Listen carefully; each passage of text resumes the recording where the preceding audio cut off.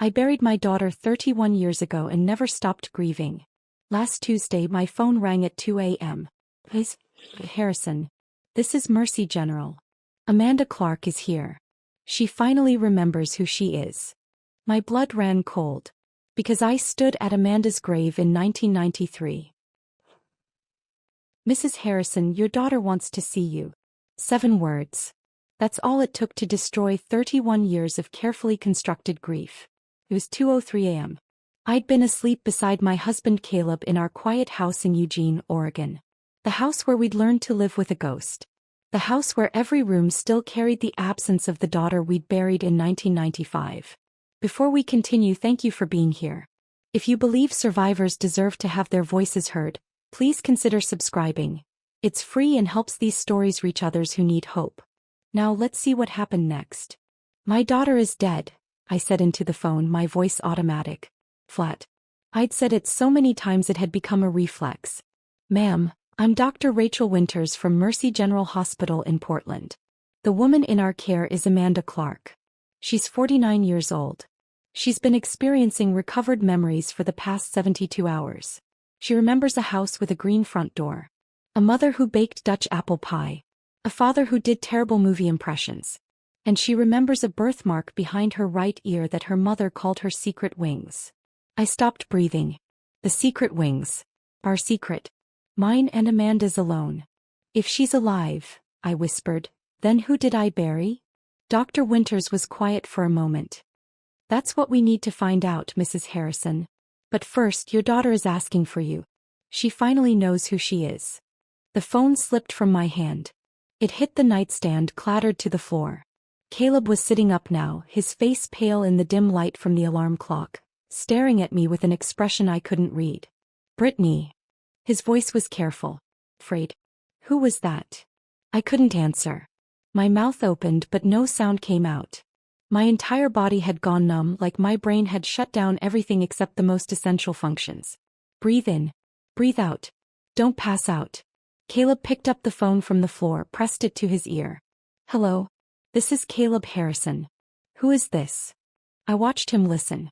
Watched the color drain from his face. Watched his hands start to shake.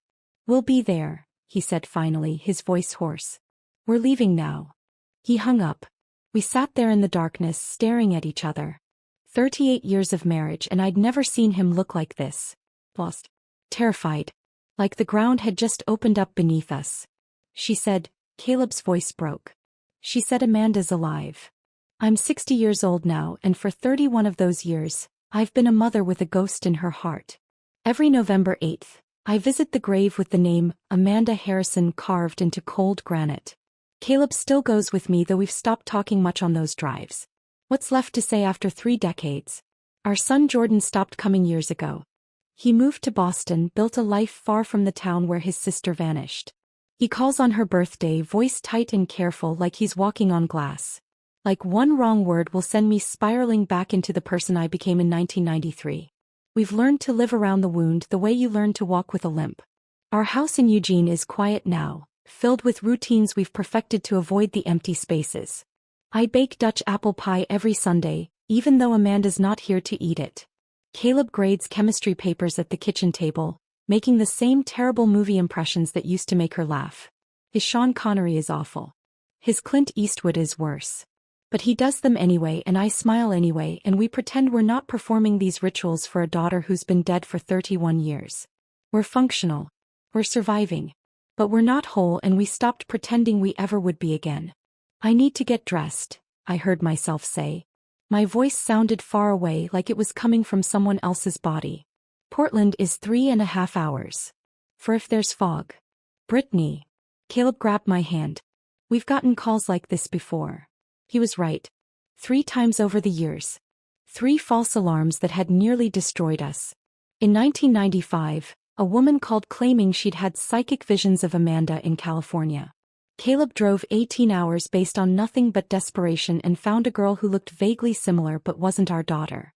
In 2001, a con artist called with details pulled from old news articles, asking for money to help Amanda come home. I almost wired $5,000 before our old detective talked me down. In 2008, an elderly woman with dementia kept calling, insisting every young person she saw was someone's missing child. Each time the hope had nearly killed us.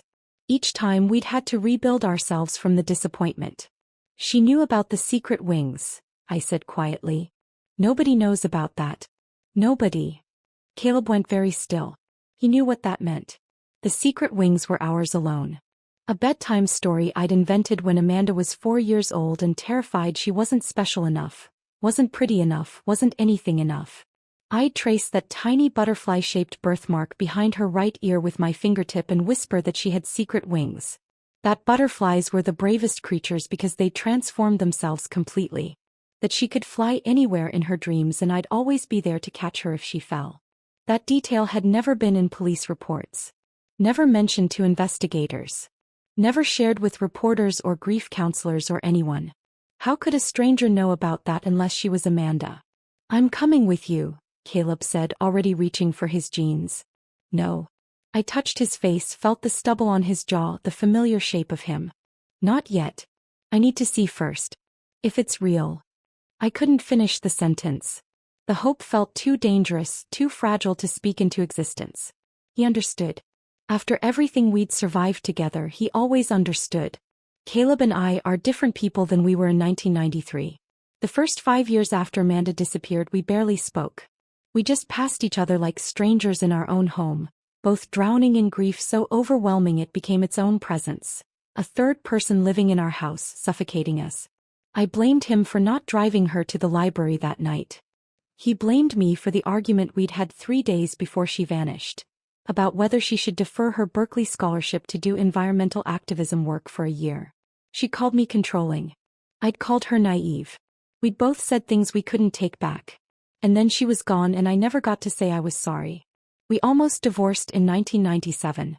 Sat in a mediator's office with papers half signed before we both looked at each other and realized we were the only two people in the world who understood this specific flavor of devastation.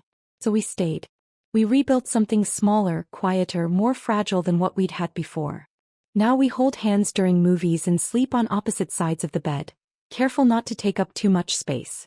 We've learned not to mention Amanda's name unless it's a specific occasion. Her birthday, the anniversary of her disappearance, Thanksgiving when the absence screams loudest. Our friends stopped inviting us to things years ago. We became the couple people pitied but didn't want around. Living reminders that terrible things happen to good people. That your children can vanish between one breath and the next. That safety is an illusion we tell ourselves so we can sleep at night. My son Jordan is a stranger I gave birth to. He was 15 when Amanda vanished and I wasn't there for him. Not really. I was too consumed with searching, with drowning, with becoming someone I didn't recognize. Caleb tried to be there for him but he was drowning too. Jordan raised himself through high school. Went to college at MIT on the opposite coast. Built a careful life that doesn't include much of us. He married a woman named Claire we met exactly twice before the wedding. They have 2 children, Emma 7 and Michael 5, that we see mostly in Christmas photos and occasional video calls. Jordan video calls once a month. Asks about our health. Talks about his job as a software engineer in careful, surface-level ways. He never asks how I'm really doing because he knows I'll lie and say I'm fine. There's this wall between us built from guilt and resentment and grief none of us know how to dismantle. I know he blames me for disappearing into my grief when he needed me most. I know he thinks I loved Amanda more than I loved him. He's not entirely wrong.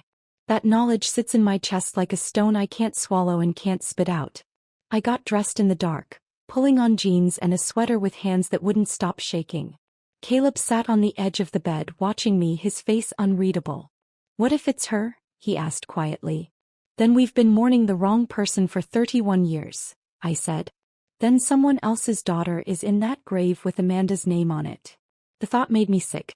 Some other mother out there might have spent 3 decades searching, hoping, praying for news that would never come because we'd identified the remains as ours. Because the medical examiner had said they were 85% certain. 85%. What about the other 15? What if it's not her?" Caleb asked. "What if this is another?" "Then we survive it," I said.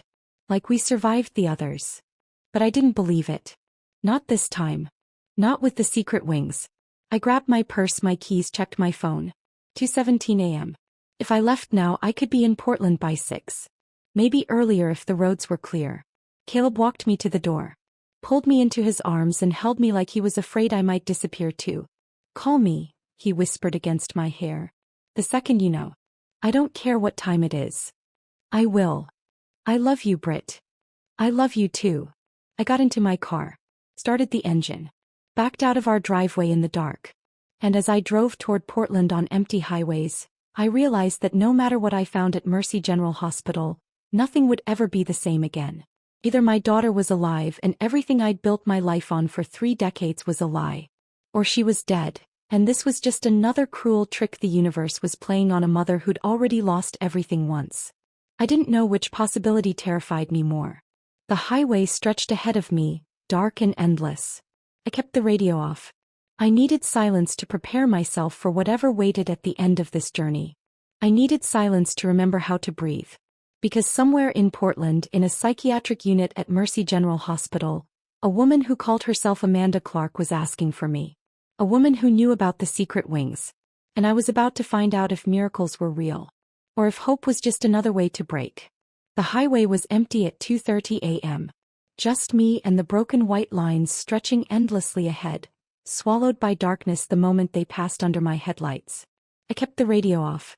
Music felt obscene somehow, like celebrating at a funeral. The silence was suffocating, but I needed it. Needed the space to think, to remember, to prepare myself for whatever waited at the end of this 3.5-hour drive. My hands gripped the steering wheel so tightly my knuckles ached. November 8, 1993. That date lived in my bones. The last normal day before our lives split cleanly into before and after. Amanda had been 18. Brilliant. Full of fire and conviction and that particular brand of teenage certainty that you're invincible, that the world will bend to your will if you just push hard enough. She'd been accepted to Berkeley with a full scholarship. Environmental law. She was going to save the rainforests, stop climate change, make the world better through sheer force of will. But 3 days before she disappeared, we'd had a fight. A bad one. She'd wanted to defer her scholarship for a year. Said she needed to do real activism work first, get field experience, understand the problems she'd be fighting against. There was some group organizing protests against illegal logging operations and she wanted to join them. I'd been terrified. Terrified she'd throw away her future, her education, her scholarship. Terrified she'd get hurt or arrested or derailed from the path that would give her the tools to actually make a difference. I'd called her naive. Told her she didn't understand how the real world worked. She called me controlling. Said I didn't believe in her. We'd both said things we couldn't take back. Things that still echoed in my head 31 years later. The night she disappeared, she'd told us she was going to study at the library. A group project, she'd said. She'd be home by 10. We found out later, too late, that she'd lied. She'd gone to meet someone from an early internet bulletin board. Someone who claimed to be organizing an environmental protest. Someone who'd said all the right things to an 18-year-old girl desperate to change the world. The detective who worked her case tracked down a witness. A librarian who'd been locking up that night. She'd seen Amanda getting into a white van near the downtown library at 9:47 p.m. After that, nothing. Like she'd been erased from existence. I'd never gotten to apologize for that fight. Never gotten to tell her I believed in her after all. Never gotten to say I was sorry for not trusting her to make her own choices. That guilt had lived in my chest for 31 years, a weight I carried everywhere. A semi-truck roared past me going the opposite direction, close enough that my car shook in the displaced air. I flinched, jerked the wheel slightly, corrected course. Focus. I needed to focus. This wasn't the first call we'd gotten claiming Amanda was alive. The first one came in March 1995, barely 4 months after she'd disappeared. A woman named Crystal something calling from a payphone in Sacramento. She'd had psychic visions of Amanda working at a diner somewhere in California. Caleb had gotten in the car that same day. Drove 18 hours straight based on nothing but desperation and a stranger's claim. He'd found a diner. Found a girl who was roughly the right age with dark hair like Amanda's. But it wasn't her. Not even close, really, once he looked at her properly. Just a girl who vaguely fit the description and a psychic who'd been hoping for reward money. He'd called me from a motel room in Sacramento and I'd heard him break down completely. Sobbing so hard he couldn't breathe. I'd stayed on the phone with him for 2 hours, both of us crying, both of us trying to figure out how to survive the disappointment. The second call came in 2001. A man, this time smooth-voiced, sympathetic. He'd said he'd seen Amanda, that she was living in Seattle, but she was scared to come home. Scared we'd be angry with her for disappearing. He could help facilitate a reunion, he said, but it would require some money. Travel cost. A safe place for her to stay. Just $5,000. I'd almost wired it. Had the bank account numbers written down, my hand on the phone, ready to call and authorize the transfer. Our old detective Tom Patterson had talked me down. Explained gently that this was a common scam, that con artists targeted families of missing persons because we were vulnerable, desperate, willing to believe anything. He'd been right. The phone number disconnected the next day. The man was never found. The third call came in 2008. An elderly woman named Margaret who kept calling from a care facility in Portland. She had dementia, her nurses explained apologetically. She thought every young woman she saw was someone's missing child. She'd call families from cold case files, insist she'd seen their loved ones, become agitated when they didn't immediately come retrieve them. Each time the hope had nearly destroyed us. Each time Caleb and I had to rebuild ourselves from the shattered pieces of disappointment. That's why I'd left him at home this time. Why I couldn't let him come with me. If this was another false alarm, another psychic, another con artist, another confused elderly woman, I needed to absorb the blow alone. Needed to be the one who shattered so he could stay whole. But the secret wings. That detail changed everything. How could anyone know about that unless they were Amanda? My exit appeared in the distance. Woodburn. I was making good time. No fog, barely any traffic. I'd be in Portland by 6 at this rate. Maybe earlier. My stomach churned. I'd thrown up twice already, had to pull over on the shoulder and heave into the gravel while semis roared past. Because if Amanda was alive, then the remains we'd buried in December 1995 belonged to someone else. I could still remember that day with perfect clarity. The call from the detective. Hikers had found remains in the Cascade foothills. Female, approximately 18 to 20 years old. The forensic anthropologist estimated the body had been there at least a year, possibly 2. Dental records had been inconclusive. Too much decomposition. Too much damage from wildlife and weather. But there were other things. Fragments of a Berkeley sweatshirt. A silver bracelet that looked like one Amanda wore. A gift from her grandmother. Delicate chain with a small tree charm. A student ID card so weathered and damaged you could barely read it, but the partial name matched. The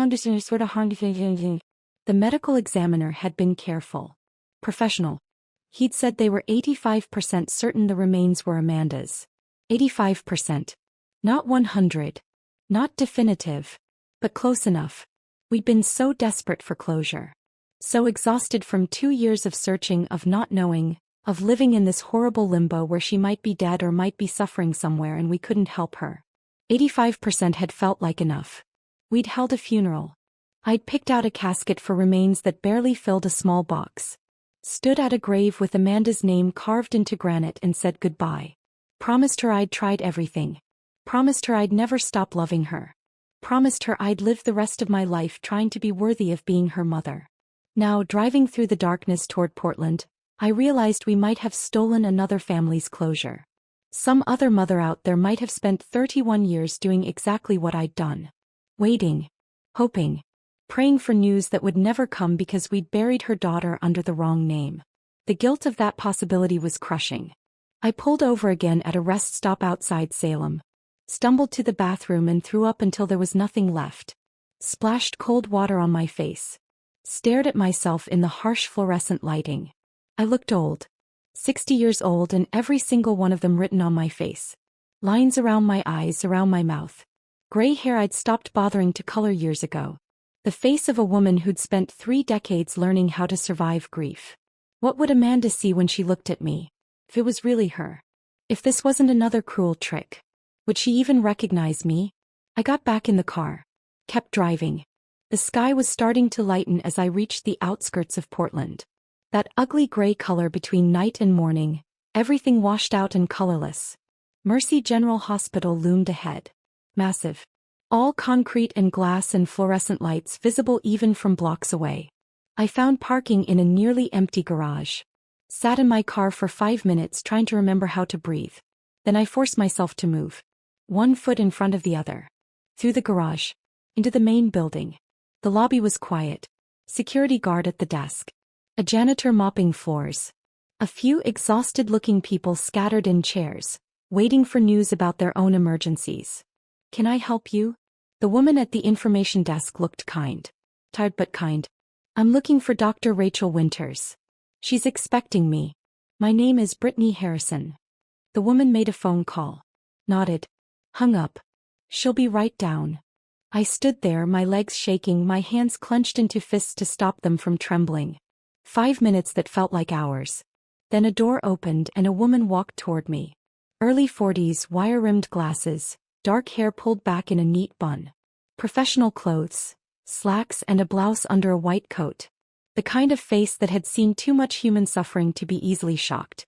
"Mrs. Harrison?" She extended her hand. "I'm Dr. Rachel Winters. Thank you for coming so quickly."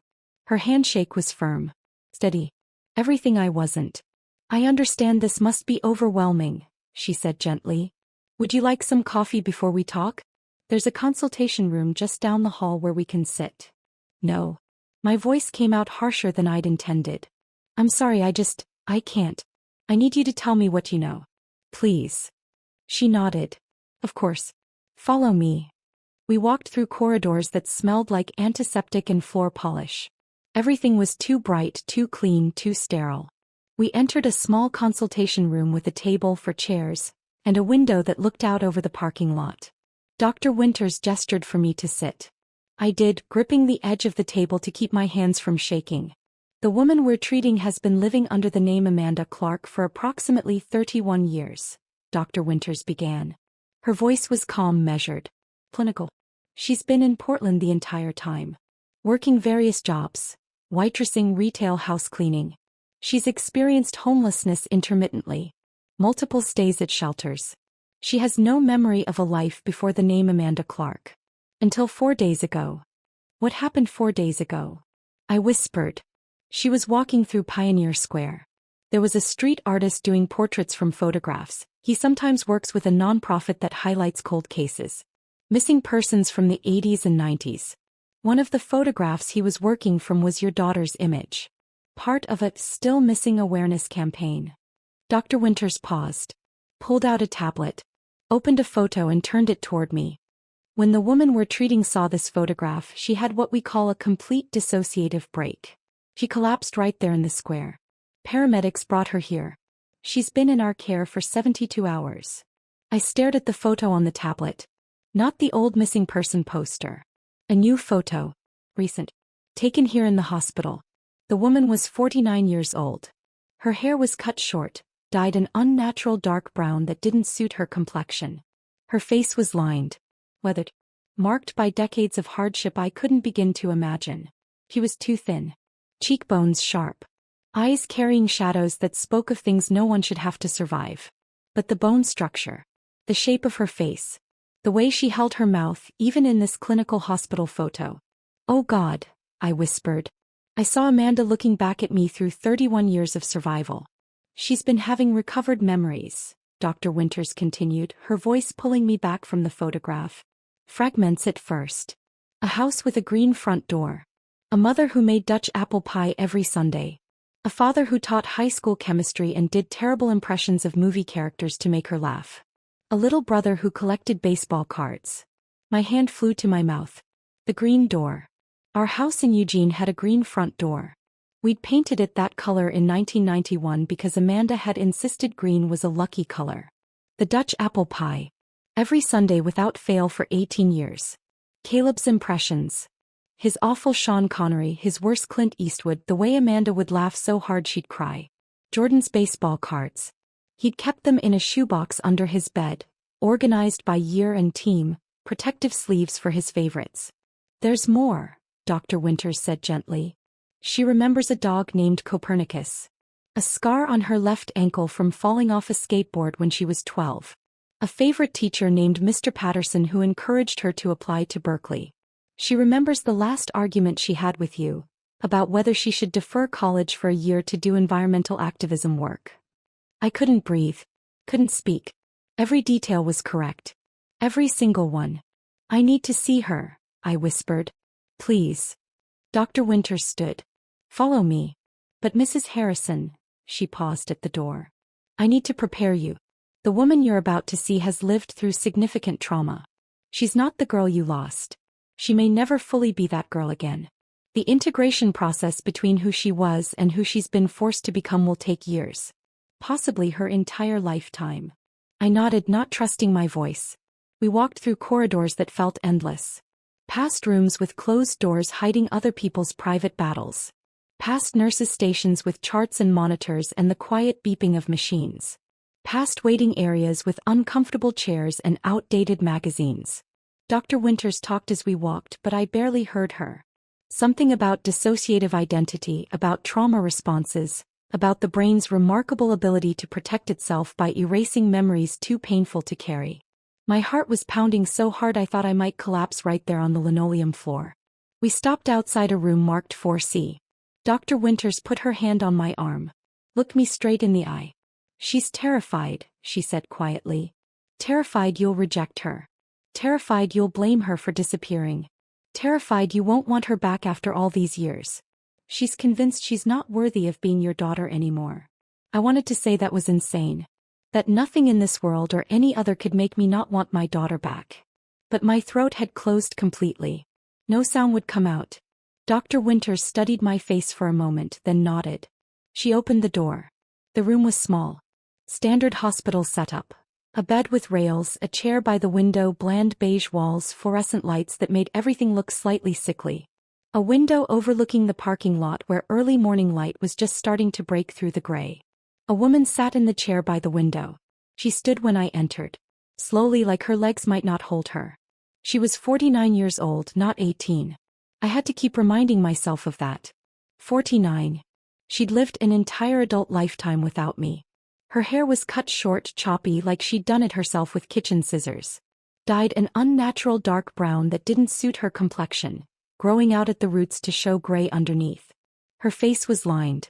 Not just with age. I had lines too, laugh lines and crow's feet and the marks of 6 decades of living. Her lines were different. Deeper. Harsher. The kind that come from years of hardship and survival and things I couldn't begin to understand. She was too thin.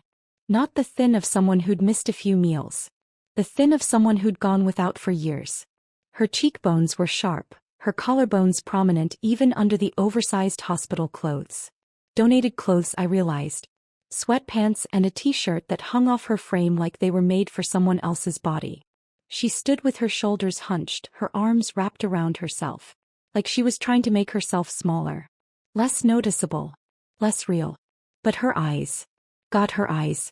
Gray-blue with flecks of green. The exact color of the sky right before a storm. I used to stare at those eyes when I nursed her as a baby, amazed that I'd created something so beautiful. Direct and defiant even when she was terrified. Exactly like she'd been as a child. She looked at me. I looked at her. 31 years collapsed into nothing. Time folded in on itself. I was standing in a hospital room and also standing in her bedroom doorway watching her sleep when she was 5. I was standing at her grave saying goodbye. I was standing at our front door the night she didn't come home, waiting, praying, bargaining with a God I wasn't sure I believed in. Mom. Her voice was barely a whisper. Hoarse. Hidden. Broken. That single word demolished me. I'd imagined this moment 10,000 times in the first years after she disappeared. In my imagination I'd always been strong. Composed. The mother she needed me to be. I'd hold her and tell her everything would be okay. I'd be the rock she could lean on. Instead, I stood frozen in the doorway, tears streaming down my face, my entire body shaking so hard I thought my bones might break. She took a hesitant step forward. Her legs wobbled slightly like she might collapse. She stopped. Swallowed hard. Tried again. I don't remember everything yet. The memories are coming back in pieces. It's like someone took my life and shattered it and I'm trying to put the pieces back together, but some of them are missing and some of them don't fit and I don't know. She was talking too fast, words tumbling over each other, desperate and panicked. But I remember you, she said. I remember the secret wings. I remember you tracing the birthmark with your finger and telling me I could fly anywhere. I remember you singing Blackbird to help me fall asleep because I was afraid of the dark. I remember the way you always burned the popcorn on movie nights and Dad would tease you about it. I remember. Her voice cracked. Broke completely. I remember the last thing I said to you was that I hated you. And I didn't. I didn't hate you, Mom. I was 18 and stupid and I was so mad about the college argument and I said terrible things but I didn't mean them. I didn't hate you. The tears were streaming down her face now, her whole body shaking. I crossed the room in 3 steps. Pulled her into my arms before she could say anything else. She was stiff at first. Like she'd forgotten how to be held. Like she'd forgotten what it felt like to be safe. Then she collapsed against me and the sound that came out of her was something I'd never heard before. Not quite crying. Something deeper. More primal. The sound of someone who'd been holding themselves together for 3 decades finally allowing themselves to break. I held her while she sobbed. Felt her body shake against mine. Felt 31 years of survival and terror and things I'd never fully understand pouring out of her. He smelled wrong. Institutional soap. Medication. Decades I hadn't been there to witness. Not the strawberry shampoo she'd used in high school. Not the perfume she'd stolen from my dresser when she thought I wasn't looking. But the shape of her. The way she fit against me. The way her head still reached exactly to my shoulder even though she was too thin and I'd shrunk with age. That was right. That was muscle memory older than thought. Older than language. Mother and daughter.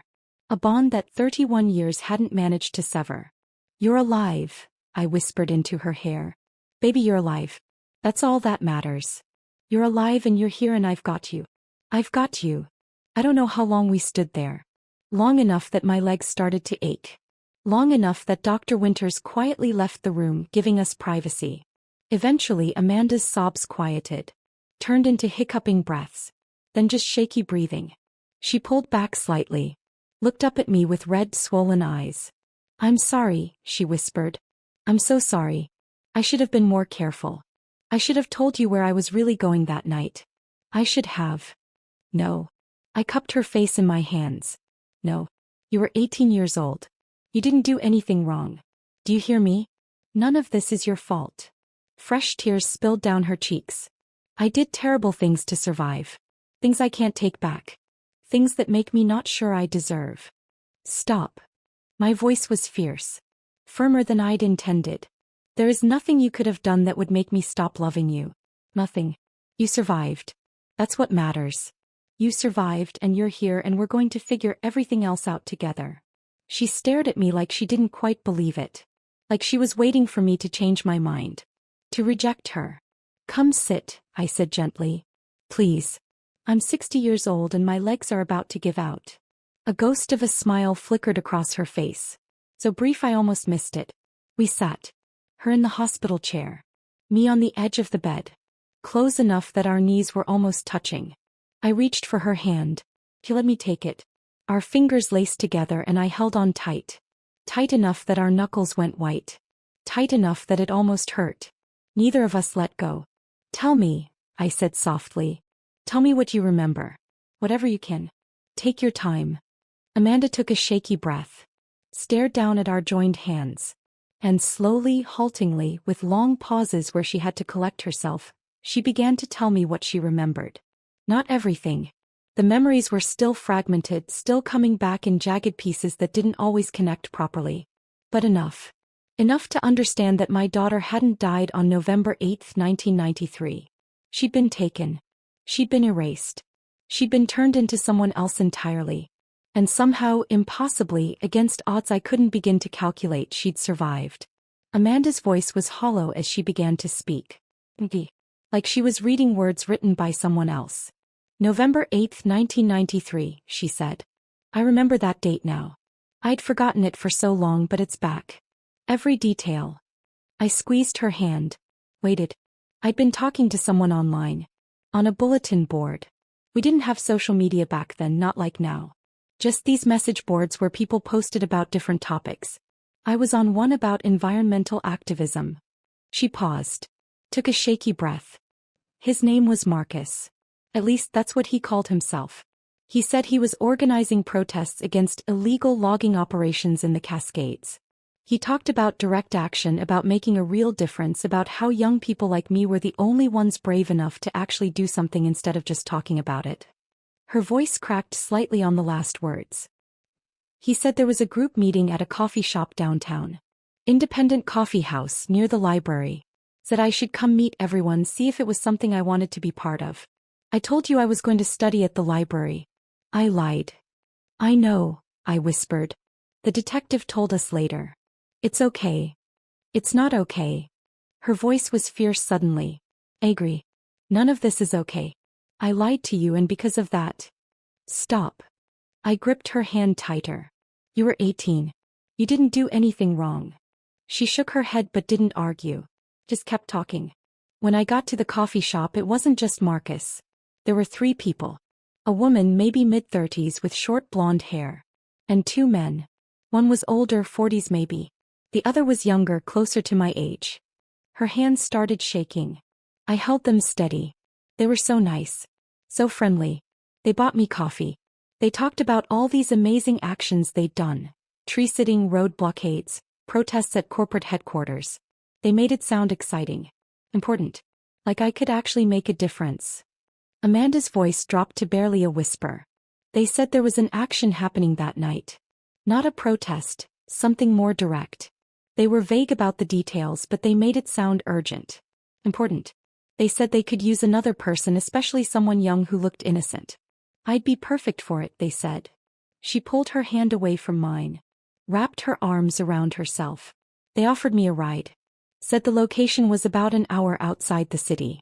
I should have said no. I should have asked more questions. I should have called you and told you where I was going. But I was 18 and stupid and so sure I was invincible. Her voice broke completely. I got in their van. The silence that followed was crushing. The next thing I remember clearly is waking up in a basement. Concrete floor. No windows. A mattress on the ground. And 2 other girls. Both around my age. Both terrified. I felt bile rise in my throat. Forced it down. I don't remember everything after that. It's like my brain just shut down. Fragmented. Dr. Winters says it's a trauma response. Dissociation. My mind protecting itself from things too horrible to process. Amanda's eyes were unfocused, staring at something I couldn't see. We were moved. I don't know how many times. Different houses. Different rooms. Sometimes there were other girls. Sometimes it was just me. Time stopped meaning anything. Days blurred into weeks. Weeks into months. Maybe years. I couldn't tell anymore. Her voice was mechanical now. Clinical. Like she was describing something that had happened to someone else. They gave me new identification. Social security card. Birth certificate. Driver's license. All with the name Amanda Clark. They said I was Amanda Clark now. They said my family had stopped looking for me. That they'd held a funeral. That I was dead to everyone who'd ever loved me. I felt tears streaming down my face but didn't wipe them away. They said if I ever tried to remember who I'd been before, if I ever tried to contact my family, they'd kill you.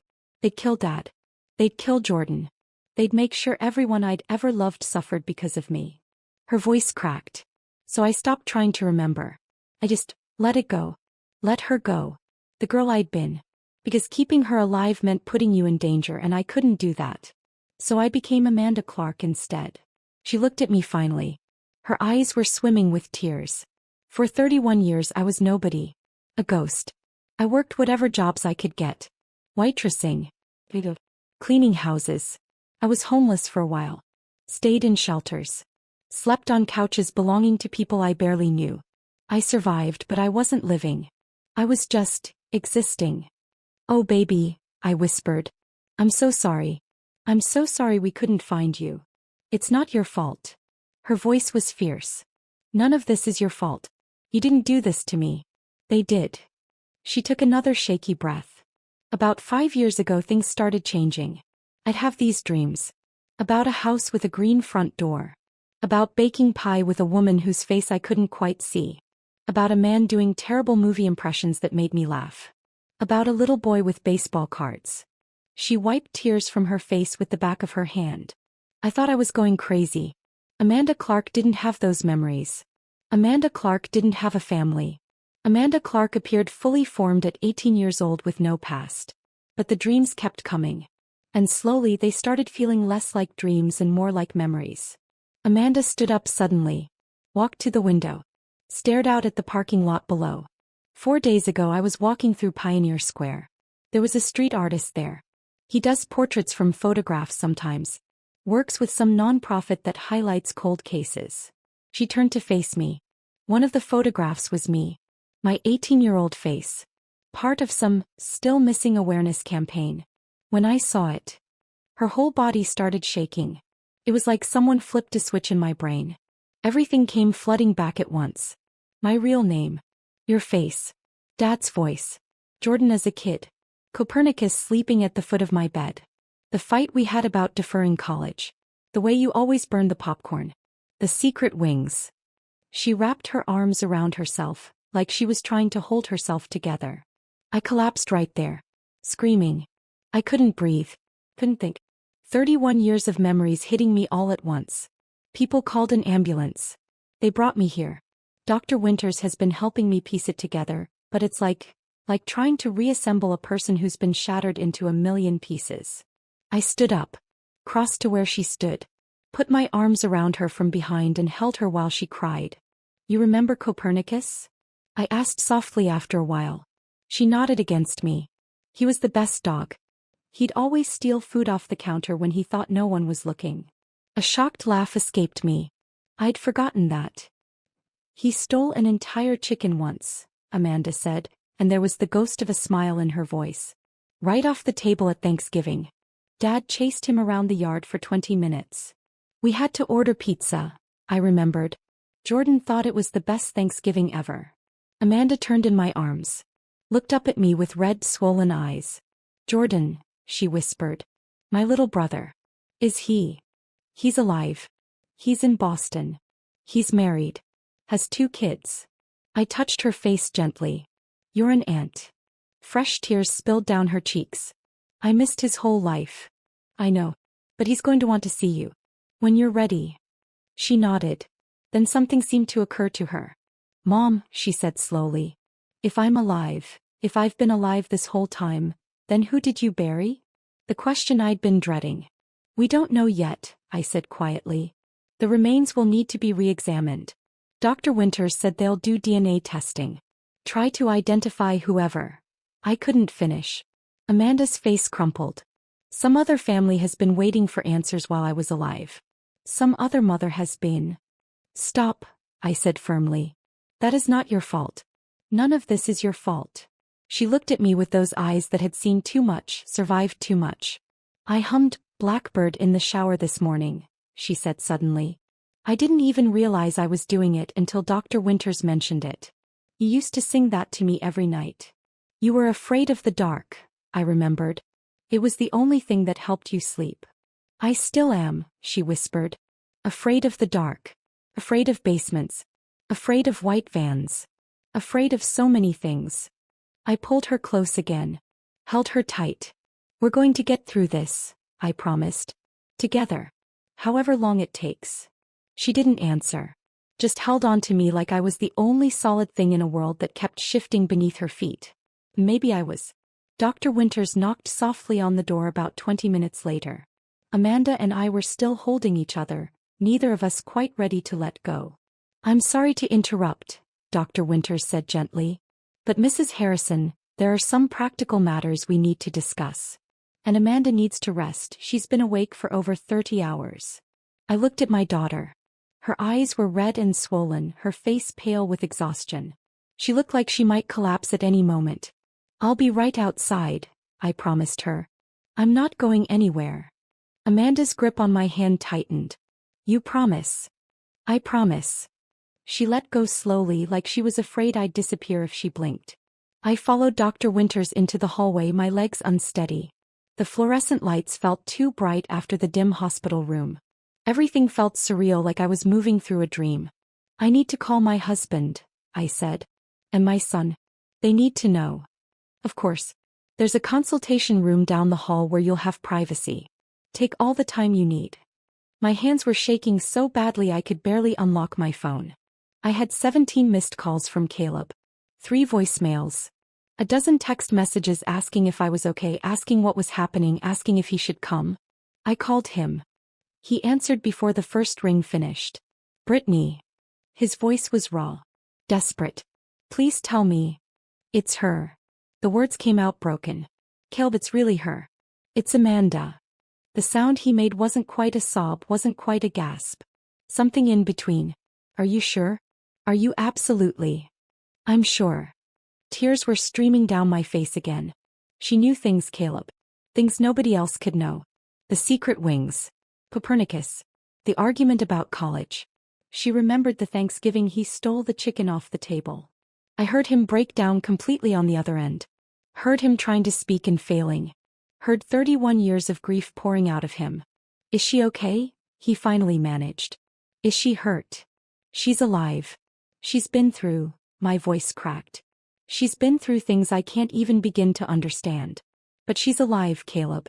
Our daughter is alive. I'm coming. I'm leaving right now. I'll be there in 3 hours. Drive carefully. Please.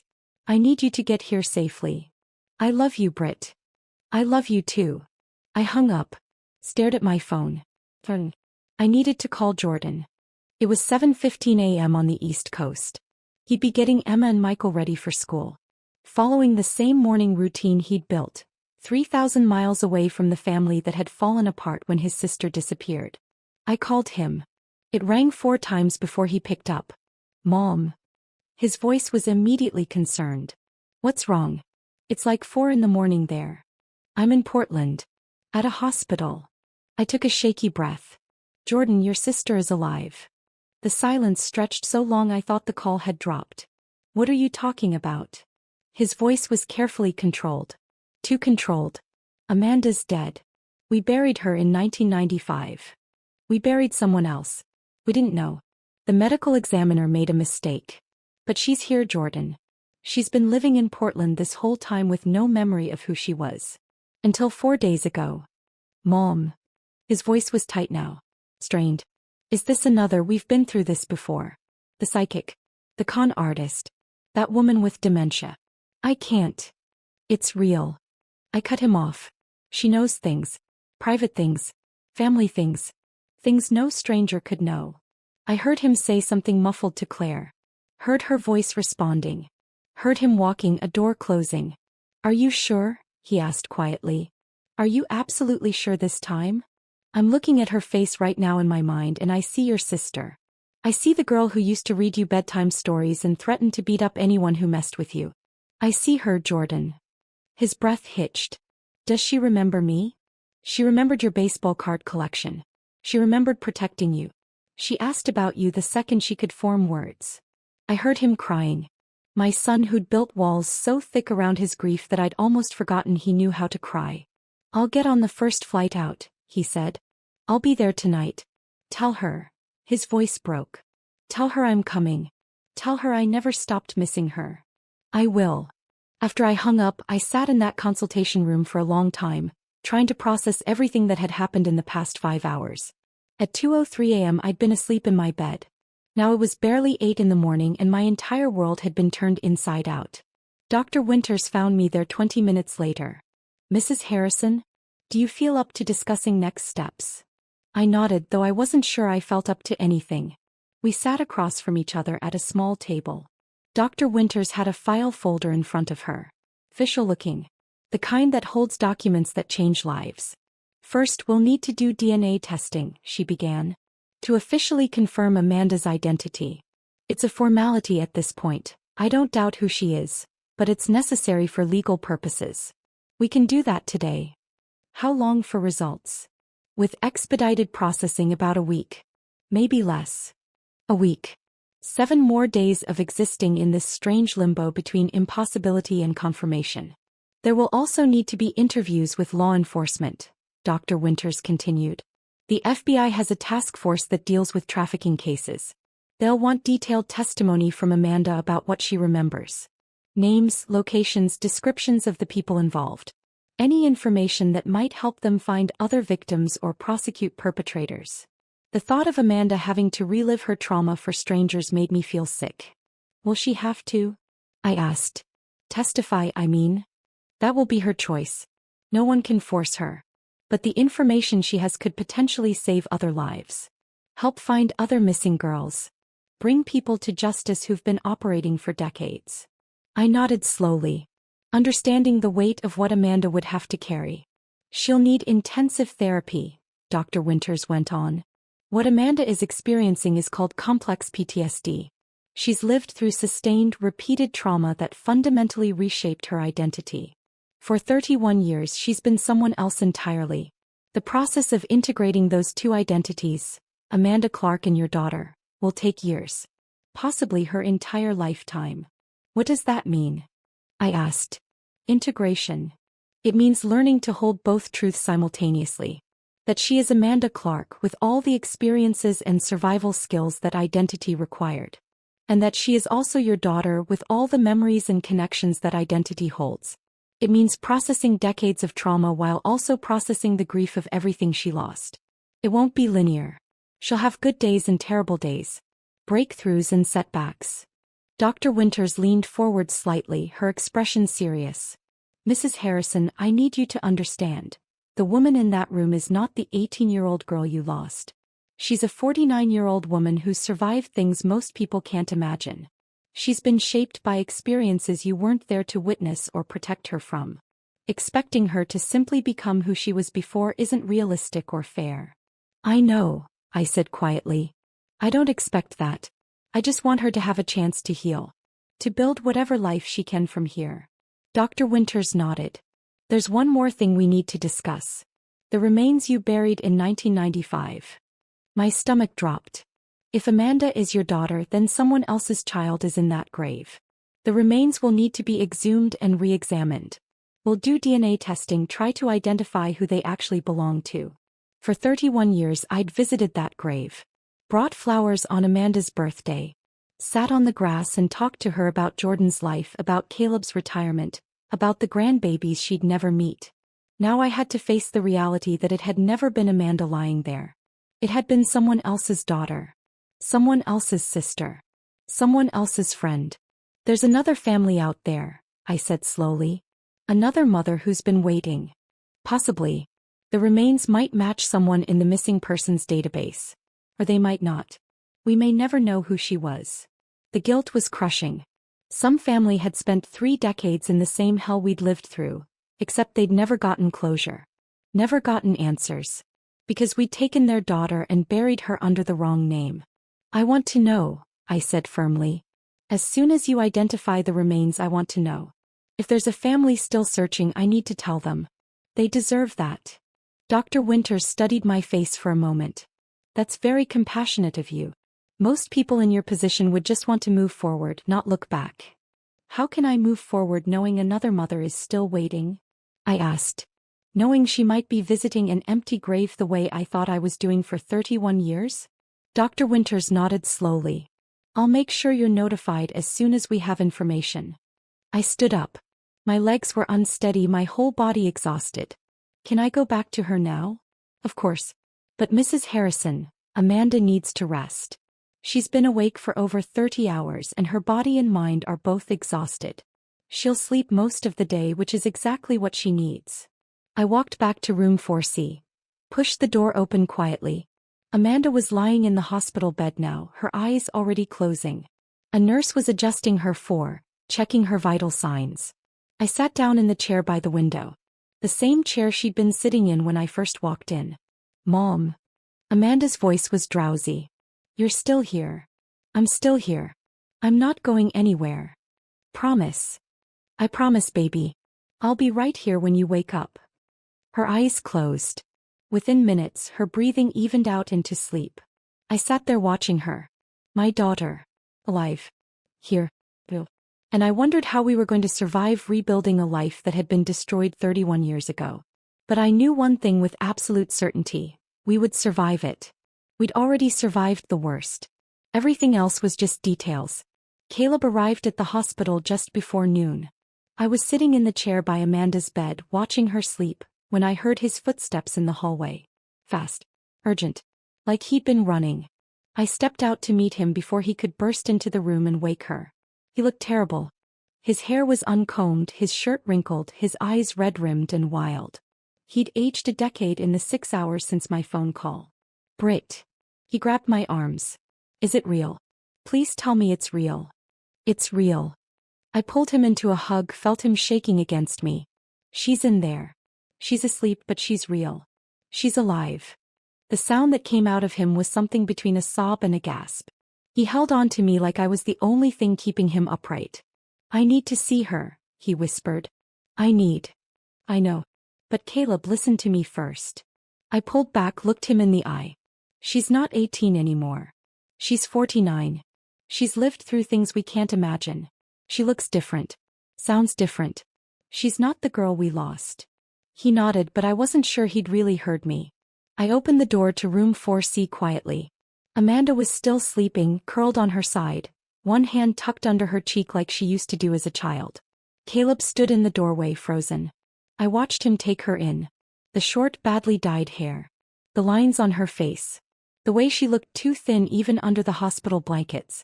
The way 31 years had marked her in ways they hadn't marked us. Amanda. His voice cracked on her name. She stirred. Opened her eyes. Saw him standing there. For a moment neither of them moved. Then recognition flickered across her face. Dad. That single word broke him. Caleb crossed the room in 3 strides and pulled her into his arms. Amanda made a sound, half sob, half gasp, and clung to him like she was drowning and he was the only thing keeping her afloat. I'm sorry, she kept saying. I'm so sorry. I'm so sorry. Stop, Caleb said fiercely. You have nothing to be sorry for. Nothing. I stood in the doorway watching my husband hold our daughter for the first time in 31 years, and for the first time since that 2 a.m. phone call, I let myself believe this might actually be real. That first day set the pattern for the next 12. Every morning, Caleb and I would make the drive from Eugene to Portland. 3.5 hours there, 3.5 hours back. We'd spend the middle of the day with Amanda, then drive home exhausted, only to wake up and do it again the next morning. Some days were good. On day 2, Amanda remembered our old cat, Winston. Remembered how he'd knock things off counters just to watch them fall. She laughed when she remembered it. A real laugh, not the hollow, broken sound she'd been making. The sound made me cry. On day 4, she remembered family trips to Cannon Beach. Building sandcastles with Jordan. The time a wave knocked her over and she came up sputtering and laughing.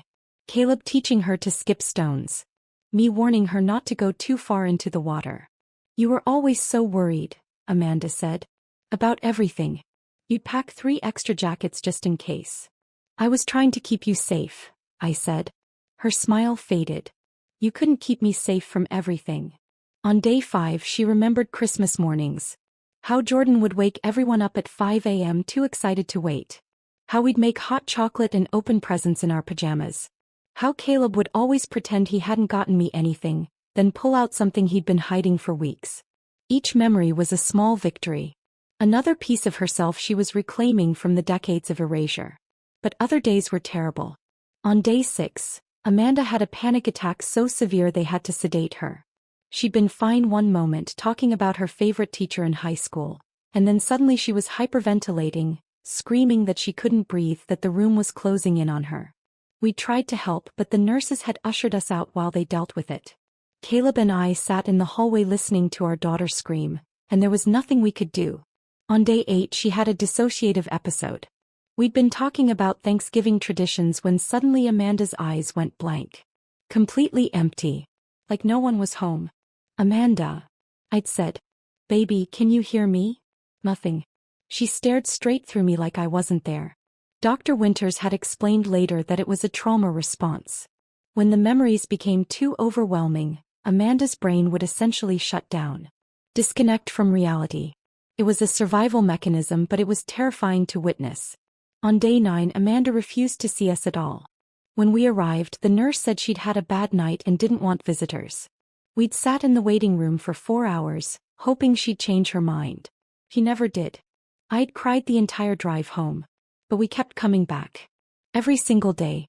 Slowly, gradually, Amanda became more present. More herself. Whoever that self was now. Jordan arrived on day 3. I met him in the lobby. He looked exhausted. He'd taken a red-eye from Boston, hadn't slept. His wife Claire had stayed home with the kids, but she'd sent messages. Tell her we love her. Tell her we can't wait to meet her. Is she? Jordan started, then stopped. What should I expect? I don't know, I said honestly. She's different every day. Sometimes she's okay. Sometimes she's not. Just be patient with her. And with yourself. We walked to room 4C together. I knocked softly before entering. Amanda was sitting up in bed, picking at her breakfast tray without actually eating anything. She looked up when we entered and I saw her freeze when she saw Jordan. "Hey," Jordan said. His voice was carefully neutral. Controlled. "Hi." Amanda's voice was small. "Jordan." They stared at each other across the room. Jordan was 34 now. A grown man with a wife and kids and a successful career.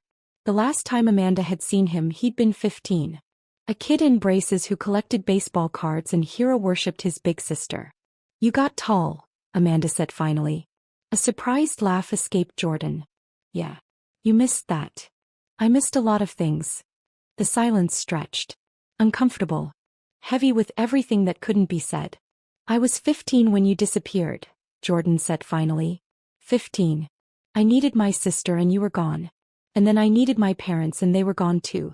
Lost and searching for you. I raced myself, Amanda. I got myself through high school. Applied to colleges on my own. Learned to be an adult with no help from anyone.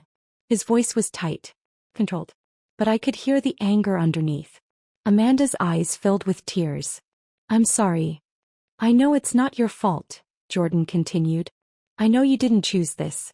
But I'm angry anyway. I'm so angry. And I don't know what to do with it."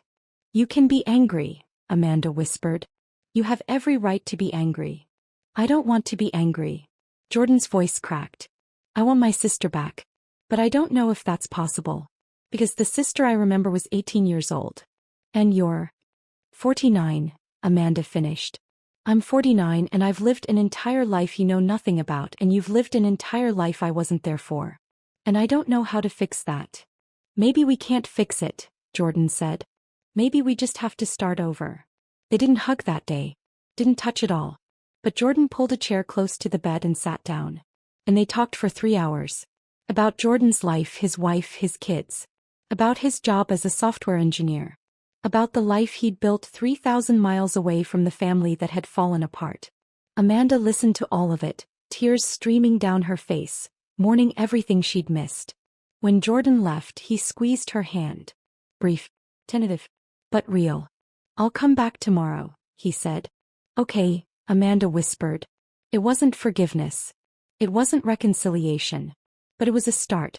On day 12, Dr. Winters called us into her office. Amanda sat between Caleb and me, our hands clasped together so tightly our fingers had gone numb. Jordan sat on Amanda's other side, his jaw tight with tension.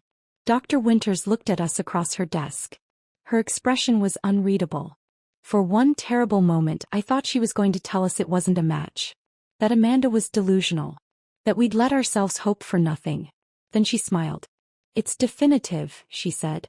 "The DNA test confirms that Amanda is your biological daughter." The relief was so overwhelming I thought I might pass out. The room tilted. I gripped the arms of my chair to keep from falling. Caleb made a sound like he'd been punched in the stomach. Amanda started sobbing. Jordan put his head in his hands. We held each other in that small office, crying, laughing, unable to form coherent words. For the first time in 31 years I let myself believe in miracles. Then Dr. Winters cleared her throat gently. "There's something else," she said. "The remains from 1995 have been identified through DNA. Her name was Sarah Whitmore. She went missing from Seattle in 1994. She was 19 years old. Her family has been notified." The joy drained out of me like water through a sieve. Sarah Whitmore. Someone else's daughter. Someone else's sister. For 31 years I'd visited that grave. Mourned at that headstone. Talked to someone who was never Amanda. And somewhere Sarah Whitmore's mother had been waiting. Hoping. Never knowing her daughter was dead because we'd buried her under the wrong name. "I need their contact information," I said. My voice sounded distant. Hollow. Dr. Winters hesitated. "Mrs. Harrison, perhaps you should take some time." "No," I said firmly. "I need to speak with them. They deserve to know what happened. They deserve an apology." "Brittany, you don't have to," Caleb started. "Yes, I do." I looked at him. "How would you feel if our situations were reversed? If Sarah's family had buried Amanda by mistake and we'd spent 31 years waiting for answers that never came. He didn't have a response to that. Dr. Winters wrote down a phone number on a piece of paper. Slid it across the desk to me. Her mother's name is Margaret Whitmore, she said quietly. Please be gentle with yourself, Mrs. Harrison. This situation isn't your fault. But as I stared at that phone number, all I could think was, another mother had lost 31 years because of a mistake. And I needed to look her in the eye and tell her I was sorry. I called Margaret Whitmore 3 days after getting her number. I'd been carrying that piece of paper in my pocket, the numbers written in Dr. Winters' careful handwriting, unable to bring myself to dial. Finally, on a Thursday afternoon, I sat in my car in the hospital parking lot and made the call. She answered on the second ring. Hello. Her voice was tired, worn down by decades of waiting. Mrs. Whitmore? My name is Brittany Harrison. Dr. Winters gave me your number. My voice broke. I'm the woman who buried your daughter by mistake. The silence on the other end was so long I thought she'd hung up. I know who you are, she said finally. Her voice was steady. Too steady. The FBI told me what happened. I'm so sorry, I said. I know that's not enough. I know nothing I say will ever be enough. But I need you to know we thought it was our daughter. We weren't trying to. I don't blame you. Her words surprised me. You did what any parent would do with the information you had. The medical examiner made the determination. You were just trying to find closure. I was crying now, tears streaming down my face. You spent 31 years not knowing. 31 years waiting. Because we took your daughter and buried her under the wrong name. And now I know, Margaret said quietly. Now I can bring Sarah home. Give her a proper burial with her real name. At least now I don't have to wonder anymore if she ran away because she was mad at me. If she's out there somewhere choosing not to come home. Her voice cracked on the last words. For 31 years I thought she left because of me, Margaret continued. Because we'd fought about her boyfriend. As I'd said terrible things. I thought she was alive somewhere, hating me. At least now I know she didn't choose to leave. We cried together on that call. Two mothers connected by tragedy and mistaken identity and the terrible luck of having daughters who disappeared in the same era. How is she? Margaret asked after a while. Your daughter. Amanda. She's alive, I said. She's healing. It's going to take a long time, but she's here. At least one of us got our daughter back, Margaret said. There was no bitterness in her voice. Just exhaustion. At least one of us did. We talked for another 20 minutes. I promised to keep her updated on the exhumation process, on the transfer of Sarah's remains. She promised to let me know about the funeral. Will you come? She asked. To Sarah's burial. I know it's a lot to ask, but I'll be there, I said. I owe her that much. 6 weeks after that 2 a.m. phone call, Amanda was released from Mercy General. Caleb and I had assumed she'd come home with us to Eugene. We'd prepared her old room, bought new sheets, hung curtains in the color she used to like. We wanted to take care of her, wanted to keep her close after 3 decades of absence. But Dr. Winters and Amanda's trauma therapist both said that would be a mistake. She needs to build her own life, Dr. Winters explained gently. Not try to slip back into the one she had at 18. That girl doesn't exist anymore. Amanda needs to figure out who she is now, and she can't do that living in the house where she grew up, surrounded by memories of who she used to be. So we helped her find an apartment instead. It was small, a 1-bedroom on the 2nd floor of an older building in Northeast Portland. The rent was reasonable, the neighborhood was safe, and it was close to her therapy team and the trauma center where she'd be continuing treatment. The apartment was empty when we first saw it. Worn hardwood floors, white walls that needed fresh paint, a kitchen barely big enough for a small table. But it had good light. Big windows that looked out over a tree-lined street. I like it, Amanda said quietly. It feels safe. We spent the next week furnishing it. Caleb and I bought her everything. Dishes, towels, a comfortable bed, a couch that actually looked decent.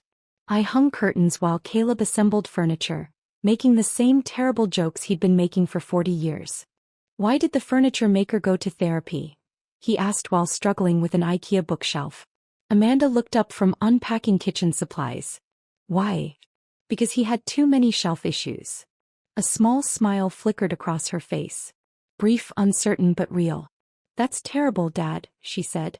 Your mother's been telling me that for decades, Caleb replied. Hasn't stopped me yet. Amanda laughed. A real laugh, not the hollow, broken sound she'd been making. The sound made me cry. But even in those good moments I could see how different she was. The Amanda I remembered had been loud. Opinionated. Full of fire and conviction. She'd argued politics at the dinner table, debated environmental policy with anyone who'd listen, filled every room with her presence. This Amanda was quiet. Careful. She apologized constantly, for asking for help, for taking up space, for existing. I'm sorry, could you maybe, I don't mean to be difficult, but could we move the couch a little to the left? If it's not too much trouble. I'm sorry. You don't have to apologize, I'd tell her. This is your apartment. You get to decide where everything goes. She'd nod, but 10 minutes later she'd be apologizing again. She had panic attacks triggered by things I couldn't predict. White vans passing on the street. The smell of a certain brand of coffee. Basements. Locked doors. Men's voices raised in anger, even if the anger had nothing to do with her. She couldn't sleep without medication. Even with it, she rarely got more than 4 hours a night. She couldn't be in crowds. We tried taking her to the grocery store once, and she'd lasted 10 minutes before the walls started closing in and she had to leave. But she was also stronger than I'd ever been. She'd survived 3 decades of hell and come out the other side still capable of hope. Still capable of love. Still capable of looking forward instead of only backward. I had to learn to love this version of my daughter. Not mourn the version I'd lost. That was harder than it sounded. Jordan came back to Portland 3 more times in the first 3 months. Each visit was slightly less tense than the last. On his 3rd visit he brought Claire and the kids. Emma was 7, all energy and questions. Michael was 5, shy and serious. They had no idea their aunt had supposedly been dead their entire lives. Jordan and Claire had told them Aunt Amanda lived far away and they hadn't been able to visit before. Simple. Age appropriate. Amanda cried when she met them. Emma was cautious at first, hiding behind her father's legs. But Amanda sat on the floor, made herself smaller, less threatening, and asked Emma about her favorite things. I like butterflies, Emma said. And purple. And my friend Sophia. I like butterflies too, Amanda said softly. I have a birthmark shaped like a butterfly. Want to see? Emma nodded. Amanda showed her the tiny mark behind her ear, and Emma touched it gently with one finger. That's so cool, Emma breathed. Amanda looked up at Jordan with tears streaming down her face. She has my eyes. Jordan nodded. Yeah. She does. Michael warmed up more slowly, but by the end of the visit he was showing Amanda his Pokémon cards and explaining in great detail which ones were rare. After the kids went to explore Amanda's small balcony, Jordan sat down next to his sister on the couch. Claire thinks I should talk to a therapist, he said. About all of this. The anger I'm carrying. That's probably a good idea, Amanda said. I'm trying, Jordan said. To not be angry at you. I know it's not your fault. I know you didn't choose any of this. You can be angry, Amanda told him. You have every right. I missed your whole life. Your high school graduation. Your wedding. The birth of your kids. I wasn't there for any of it. And I missed yours, Jordan said. 31 years of your life that I know nothing about. We're strangers who happen to share DNA and some childhood memories. Maybe we can start over, Amanda suggested. Not try to pick up where we left off because that's impossible. But maybe we can build something new. Jordan was quiet for a long moment. I'd like that. They started talking on the phone weekly after that. Awkward conversations at first, full of long pauses and careful topics. But gradually they got easier. Jordan told her about his work, his kids, his life in Boston. Amanda told him about her therapy, her struggles, her small victories. They couldn't fix 3 decades of loss. But they were building something. Something that might eventually feel like family again. For months after coming home, Amanda told us she'd made a decision. We were having lunch at her apartment. Sandwiches from a deli down the street, eaten at her small kitchen table. The FBI contacted me, she said. They want me to testify. About what I remember. The people involved. The locations. Anything that might help them find other victims or prosecute the people who are still alive. My stomach dropped. Amanda, you don't have to. I know I don't have to, she interrupted. Her voice was steady, determined. But I want to. Your therapist said testifying could set back your progress, I said. That it could be re-traumatizing. She also said it could be empowering, Amanda replied. That taking my story and using it to help other people could be part of my healing. Other girls are still out there, Amanda continued. Girls like I was. Feared. Lost. Trapped in lives they didn't choose. If my testimony can help find them, help save them, then I have to do it. Caleb reached across the table and took her hand. Are you sure? No, Amanda admitted. I'm terrified. But I'm doing it anyway. I have to take what happened to me and turn it into something that matters. Otherwise they win. The people who tried to erase me, they win. I tried to talk her out of it. Tried to protect her from more pain. But Caleb put his hand on mine and shook his head. This is her choice, he said quietly. She gets to decide how she heals. So 3 weeks later, I sat outside a closed FBI conference room while Amanda testified. 3 days of testimony. 8 hours each day. Reliving every detail of the worst years of her life. I waited in the hallway with Caleb. Paced. Drank terrible coffee from vending machines. Counted the tiles on the floor. When Amanda finally emerged on the 3rd day, she looked like she might collapse. I caught her before she fell, held her while she sobbed, supported her weight as we walked to the car. She didn't speak the entire drive home. Just stared out the window with hollow eyes. But 2 days later she called me. They found someone, she said. Her voice was shaky but determined. Because of what I told them. They found a woman who'd been missing for 8 years. She's going home to her family.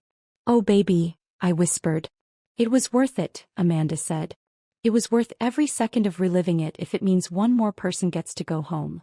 And I realized that my daughter was braver than I'd ever been. She'd survived the unsurvivable. And now she was fighting to make sure no one else had to. 8 months after Amanda came home, she called me on a Tuesday afternoon. Mom, I did something and I need to tell you about it before you see it online. My stomach dropped. What happened? Are you okay? I'm fine. I'm more than fine actually. I enrolled in classes. Online courses through Portland State. I want to finish my degree. I sat down on the couch processing. Your degree. The one I started 31 years ago. Environmental law. She paused. Well, not environmental law anymore. Social work. I want to help trafficking survivors. I want to become an advocate. Amanda, I didn't know how to finish. That's wonderful. But are you sure you're ready? Your therapist said. My therapist said I should focus on my own healing first, Amanda interrupted. And I am. But part of my healing is taking what happened to me and turning it into something that matters. I've been a victim for 31 years, Mom. I'm done being a victim. I want to be a survivor who helps other people survive. Her voice was steady, determined, more sure of herself than I'd heard since she'd come home. If this is what you want, I said carefully, then your father and I will support you. Thank you, she whispered. I need this. I need to feel like those 31 years weren't just wasted. Like they can mean something. She threw herself into her studies with an intensity that scared me sometimes. Late nights reading textbooks about trauma-informed care. Writing papers about systemic failures in victim services. Video calls with professors and classmates, her voice stronger each time. Caleb worried she was pushing herself too hard. I did too. But she was also thriving in a way I hadn't seen since she'd come home. 2 months after enrolling, Amanda started volunteering at a local nonprofit that worked with trafficking survivors. Just a few hours a week at first. Answering phones. Filing paperwork. Sitting in on support groups. Then they asked her to share her story at one of the groups. She called me the night before, terrified. What if I break down? What if I can't get through it? What if I make it worse for them instead of better? Then you break down, I said. And you let them see that it's okay to break down. That you can survive breaking down and still keep going. She did break down. He told me about it afterwards. She'd gotten through most of her story. The abduction, the years of erasure, the moment she saw her own face on that poster, and everything came flooding back. Then someone in the group had asked, how did you keep going all those years? And Amanda had fallen apart. But the other women in the group had surrounded her. Held her. Told her they understood. That they'd asked themselves the same question. That seeing her survive gave them hope they could survive too. I helped them, Amanda said, wonder in her voice. Just by being there. Just by surviving. I helped them. After that she spoke at more events. Awareness campaigns. Fundraisers. College classes studying human trafficking. Then a journalist from a national magazine contacted her. They were doing a piece on long-term trafficking survivors. Would Amanda be willing to share her story? He said yes. The essay was published in September. 31 years lost. One woman's journey from erasure to advocacy. It went viral within hours. Suddenly, people recognized Amanda on the street. Not as Amanda Clark, the broken homeless woman who'd spent decades invisible, but as Amanda Harrison, the survivor who'd come back from the dead. She got messages from other survivors. From families of missing persons. From people who'd never thought about trafficking before but were now paying attention. You're making a real difference, I told her. I'm trying, she said. I'm trying to make those 31 years mean something other than just pain. In October, she was asked to consult on a task force developing better protocols for helping trafficking survivors reintegrate into society. In November, she was accepted into a graduate program for social work. Full scholarship. She was building a life that mattered. A life that would have been impossible if she'd stayed the girl she'd been at 18. And I realized that was its own kind of revenge. Not destruction. Not making the people who'd hurt her suffer. But refusing to let them win. Refusing to stay buried. Building something so meaningful from the ruins that it rendered all those years of darkness powerless. On a clear Sunday morning in July, 10 months after that first phone call, Amanda invited us over for breakfast. She met us at the door and I barely recognized her. Her face had filled out. She looked healthy. Her hair had grown out past her shoulders, showing the natural auburn color I remembered from her childhood. She wore jeans and a simple t-shirt that actually fit properly, not the oversized donated clothes she'd been hiding in. She looked like herself. Not the 18-year-old who'd disappeared. Not the broken woman who'd emerged from 31 years of trauma. Someone new. Someone who'd integrated all the pieces of who she'd been forced to become and was building something whole from the fragments. Come in, she said, smiling. I made breakfast. Well, I tried. Fair warning, the pie might be a disaster. Dutch apple pie. Our Sunday tradition from before. We sat at her small kitchen table, the same one Caleb had assembled months ago. The apartment looked different now. More lived in. Personal. Photos on the walls. Some old ones we'd given her, some new ones from the past few months. Books on the shelves. A plant in the window that was actually alive. The pie was slightly overdone, the crust a bit too brown on the edges. It was perfect. This tastes like home, Caleb said, his voice thick. Amanda smiled. A real smile that reached her eyes. I called Grandma's sister. Aunt Linda.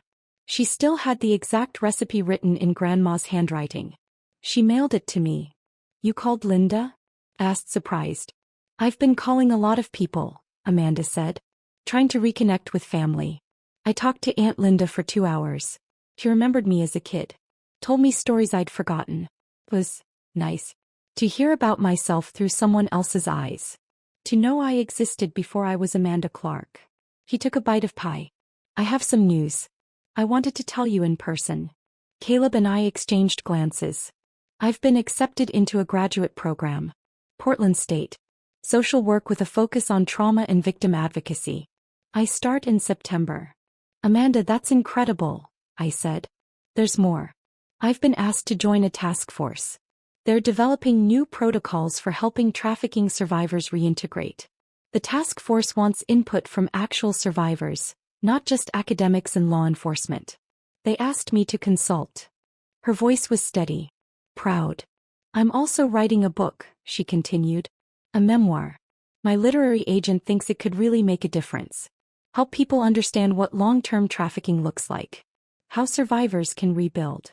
Caleb reached across the table and took her hand. You're incredible. You know that. I'm trying, Amanda said. I'm trying to take what happened to me and turn it into something that helps other people. So those 31 years weren't just lost. So they can mean something. They mean you survived, I said fiercely. That's enough. You don't have to turn your trauma into productivity to make it worthwhile. I know, Amanda said. But I want to. For me. Not because I have to prove anything, but because it feels good to help. To take the worst thing that ever happened to me and use it to make sure it happens to fewer people. She looked at both of us across the table. I've been thinking about the secret wings, she said suddenly. Do you remember Mom? Telling me I could fly anywhere in my dreams. I nodded, unable to speak past the lump in my throat. I think I'm ready to fly now, Amanda said. Not in my dreams. For real. I'm ready to build a life. A real life. Not just surviving but actually living. Caleb's eyes filled with tears.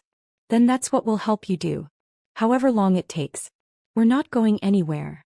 I looked at my daughter across that kitchen table. This woman who'd been stolen at 18 and returned at 49. This woman who'd spent 31 years erased, turned into someone else, forced to forget she'd ever been my daughter. This woman who'd seen her own face on a poster and had her entire identity shatter and somehow, impossibly, put herself back together.